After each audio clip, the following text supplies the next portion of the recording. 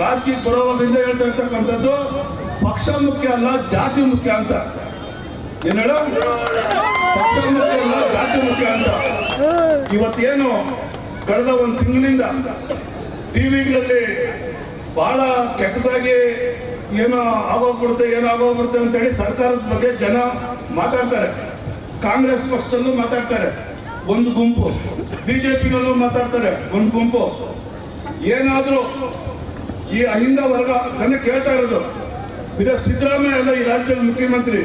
ಈ ರಾಜ್ಯದಲ್ಲಿ 80% ಅಹಿಂದ ಜನ ಮುಖ್ಯಮಂತ್ರಿ ಸ್ಥಾನದಲ್ಲಿ ಇರ್ತಕ್ಕಂಥದ್ದು. 80%. ನಾನು ಕರೆ ಕೊಡ್ತಾ ಇದ್ದೀನಿ ಈ ರಾಜ್ಯದ ಜನತೆಗೆ. ಕಾಂಗ್ರೆಸ್ ಪಕ್ಷದ ಹೈಕಮಾಂಡ್ ಏನಾದ್ರೂ ಸಿದ್ದರಾಮಯ್ಯ ಕುರ್ಚಿಗೆ ನನ್ನ ಕೈ ಇಕ್ಕಿದ್ರೆ ಸುಮಾರು ಒಂದು 25 ಲಕ್ಷ ಜನ ಕಾಂಗ್ರೆಸ್ ಪಕ್ಷಕ್ಕೆ ನಾವು ಹೋಗಿ ಗೆಲುವು ಮಾಡಬೇಕು ಅಂತಕ್ಕಂಥ ಮಾತನ್ನ ಈ ರಾಜ್ಯದ ಜನತೆ ಕರೆ ಕೊಡ್ತಾ ಇದ್ದೀನಿ.